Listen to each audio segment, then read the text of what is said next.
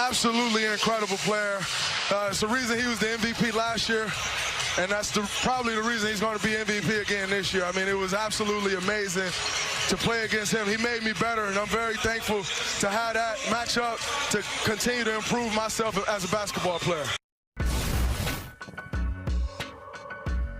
Nick, what was your biggest takeaway from last night? Well, listen, Joker, games 3, 4, and 5 played very, very well. Those 3 games, he played like a legit MVP candidate. If he had played like that in games 1 and 2, maybe we'd have a series. But he did show up starting game 3, played really well, and now their season's over, and I understand that none of it's Joker's fault. He didn't have Michael Porter Jr., didn't have Jamal Murray. I'm very curious. Do people actually believe Michael Porter Jr. and Jamal Murray are worth 15 additional playoff wins? Because you need 16 to win the title. They got 1. So, listen, maybe those are 2 future Hall of Fame players, and I just think they're, one's a young, up-and-coming player, and the other is a nice secondary star. But, listen, maybe they're unbelievable all-timers, and if they had them, they'd be championship level to go along with the best player in basketball. It's not how I see it. Here's what I do know, though, Rick Bucher. I know last year Nikola Jokic won the MVP and then became the second MVP of the last 40 years to have his season end in a sweep. The only other one to have that happen was Magic Johnson in the NBA Finals, but there's a little asterisk there because Magic got hurt in those NBA Finals and wasn't able to play during the end of the sweep. And then this year, Nikola Jokic became the second MVP of the last 40 years to not even get to 6 playoff games. The only other one was Russell Westbrook, which was, of course, another bad MVP. Just like Joker became the second MVP of the last 40 years, along with Russ, to have his team be a 6 seed or worse. So here's what I propose to you and Broussard, who are the people with actual votes. Can we all agree that next year and moving forward, Nikola Jokic is ineligible for the most prestigious award in the NBA until he goes on a real playoff run? The guys who have won 3 MVPs in league history are Kareem, Russell, Michael, LeBron, Wilt, Moses, Bird, and Magic.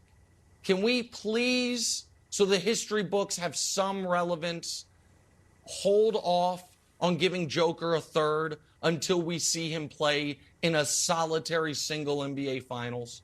Is that okay? No. Or no? We're just going to... No. No. Okay. No. Okay. No. Because it's not MVP. It's not MVP Thank you, Rick. without saying regular season MVP.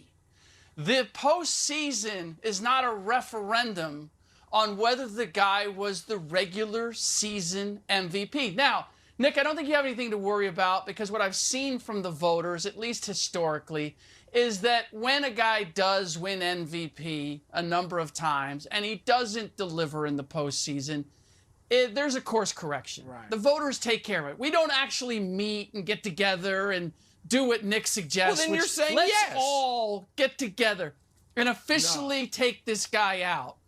But it's generally happened. Steve Nash won it 2 times in a row. His 3rd year was actually his best year. He almost of the won 3, it that year. And yet he came in didn't second, win. though. But he didn't.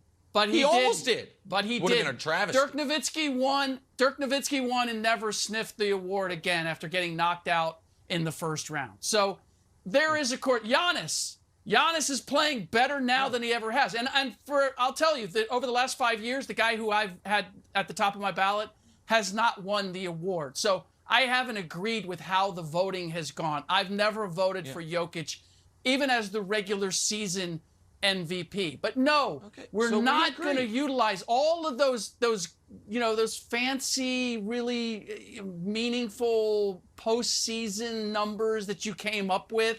Like, you're actually exactly the problem that we have with the regular season MVP voters. Is we want to take numbers and we want to give them meaning without looking who they were against or how they were constructed. Aaron Gordon also came along in games 3, 4, and 5 and made a difference compared to what he was in the first 2 games. So I'm not going to use this series as a as a referendum on whether Jokic deserved to be in the MVP conversation. And I'm certainly not. You know what you sound like? I hate to say it, Nick. You know what you sound like? My guy didn't win, so there must be something wrong with the voting, or we're going to have to change the voting rules. I'm not alleging fraud. I'm alleging stupidity. For the record, I want to be clear. I'm not alleging malfeasance. I'm alleging idiocy. Brew, I don't think anyone cheated to win. I just think the voters are dead wrong, and we keep seeing it. Go ahead, Brew. Nick, the word ineligible is way too strong. All right, I am not Hub Arkush. All right, remember the guy that predetermined before a game was played that Aaron Rodgers could not be the MVP. I can't do that. Now, like Rick said, it would have to take something wholly unprecedented and absolutely incredible for Jokic to win the MVP next year because of what we've seen in the playoffs and because he's won the award probably will win it this year for the second straight time. So I don't think he will win it again next year. But you even went ahead and said for the foreseeable future until he reaches the finals. No. Ever again. If 3 until years he goes from to the now, finals. he has Again. He has a terrific season. You can't hold that he hasn't been to the finals against him. All right, because Jokic has not been bad. Well, you would be wrong. Jokic hasn't been bad in the playoffs. He was great in this series. Yeah, he had a couple of tough games, but he was great in this series, averaged 31 and 13 on 57% shooting, I think. Yeah. And then he's never lost, at least recently, he hasn't lost to a lower seed. Last year, he was swept by a higher seed, the Phoenix Suns. All right. The year before that, he upset a higher seed in Kawhi Leonard and Paul George's LA Clippers, came back from a 3-1 deficit. And this year, no one expected them to win this series. They were the 6th seed, which I agree with you. A 6th seed is tough to vote for. But don't act like Jokic has been so bad in the playoffs that we couldn't hope to ever give him another MVP award. That's the first thing, Nick. The second thing is this. Go ahead, bro. I got to say this. You are putting, I don't want to belittle the MVP award, but people are intelligent. No one looks at Steve Nash having 2 MVPs and says, oh, he's way better than Isaiah Thomas, the legendary Isaiah Thomas, because Isaiah never won one. No one says that. No one says because Larry Bird won 3 straight that he's better than Michael Jordan or better than Kareem. So people are intelligent enough to understand it's a moment in time. And maybe that guy was the best player or at least the MVP that year, but it doesn't mean he's better than a guy that doesn't have as many MVPs. Kobe's got 1. No, Shaq's got 1. But Brew, no one on earth would say Steve Nash is better than them. But Brew, I think you're doing it wrong. Because what I do think people will look back and say was, oh, yeah, maybe historically we can't cross-pollinate, but that Jokic was better than Giannis for these 2 years. Must have been. Well, they were playing at the same time, and Jokic ran away with the awards. That bothers me. We understand that nobody was saying, bro. We understand the best player doesn't win it every year. We understand that. Nick, go ahead. Nick. Was LeBron the best player only 4 years? Jordan only 6 or 5? Giannis won the championship last year and was Finals MVP. That is enough to say, okay, so Jokic won regular season MVP. We know what that was for. That was for the regular season. It does not mean he's the best player in the league. It doesn't even mean he was the most successful player in the league last year. I mean, I'm not worried about there being undue importance given to regular season MVP, whoever happens to win it. Okay, and all I'm saying, and I've been saying it now for 2 years, and then at the end of the season, I'm always proven right, is that we are acting like, when you're like, well, no one expected him to beat the Warriors.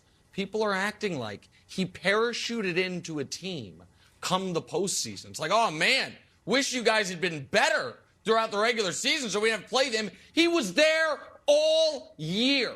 And we are acting like that there is not a prestigious group of people who have multiple of these things. It is an incredibly short list. It is about to be 15 people long. And aside from Steve Nash, the worst guy on it is Karl Malone. The worst guy. And that's no disrespect to Karl Malone. He's the worst two-time MVP other than Steve Nash. Malone, guess what? Had to make 2 finals before he got his second one. Moses had to make a finals before he got his second one. All of these guys, so you guys act like I'm trying to change the rules. I am not. I'm the only one trying to stay. Wait a minute. Give me another 30 seconds here. I'm the only one trying to stay consistent. For 40 years, we said there's one center on All-NBA first team. And then we changed the rules. For 40 years, we said whether explicitly or implicitly, we said if you want to win MVP, you better be a top 3 seed. And then we spoiled the well with the terrible Russell Westbrook vote, and now it's spoiled forever with the Jokic vote. Now that precedent is gone. I'm the one trying to stay with how things have been done. Other folks are changing the rules, and their patron saint is once again going to get his award in a conference room, not on the court, because his team's done.